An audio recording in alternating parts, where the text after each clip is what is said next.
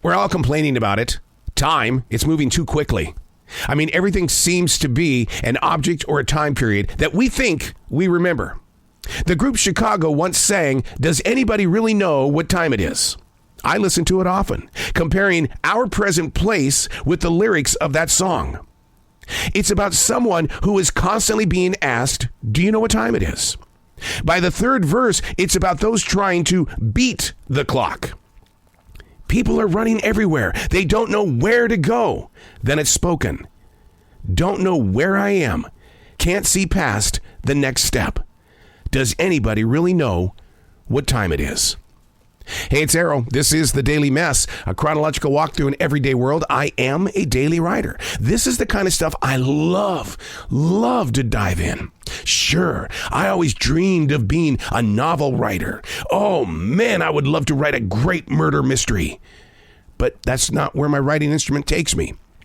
It takes me into moments where it's like, hey dude, do you really know what time it is? Because time is moving very quickly. This is The Daily Mess. We now live in a time period where two movies completely took over our imaginations. Inside a world where going to a movie theater was completely out of the question. Listen, I worked at Regal movie theaters before the COVID lockdown. People had already decided before the COVID lockdown that they weren't coming to the movie theater. So don't let that be the deciding factor as to why a lot of people weren't going to the theater. It was already happening. I mean, the idea of forking out $14 to $20 per ticket, then the concessions, it was busting the bank. But for a brief moment in movie history, we've lived it. Barbie and Oppenheimer acted as a creative magnet, pulling people, those binge-watching people on streaming networks, into the theater. I mean, as of this moment, Barbie has made $700 million, and Oppenheimer is getting more time in the IMAX theaters because it's also breaking records. To get here required actors and writers. Both are presently on strike, and for very, very good reason.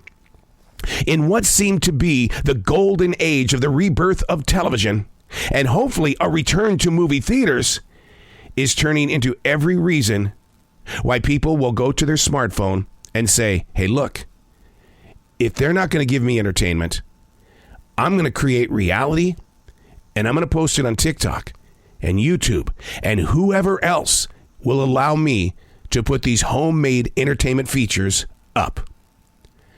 It's a time of evolution. We finally get people back into the theater, and something stands in the way. A strike. You kind of read about it, but is anything being done? I totally grasp the idea of how powerful AI is and how something in the background, a physical feature of a man or a woman's face, can be easily taken and put in several other movies in the future. Writers should be paid. Actors should be paid. It is the art that they bring to the entertainment. It is more than just a self or a personal want or need. They put themselves into those roles. And my only question is that those who are making the decisions to go against the actors and the writers, who are you? Why don't you understand what it is that they bring to the stage? Who are you? It's time for them to show their identity. We see those that are in the entertainment industry, but we're not seeing those who aren't pushing the pin. It's time to find respect for the artist, the actor, the directors, the producers, the writers, even the grips. Everybody involved is now in a place called stalemate. And you know what's really sad about this?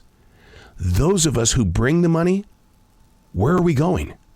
Because if you're not interested in our money, we're going to find the entertainment elsewhere. Because that's what humans do. I'm Arrow, and that's The Daily Mess.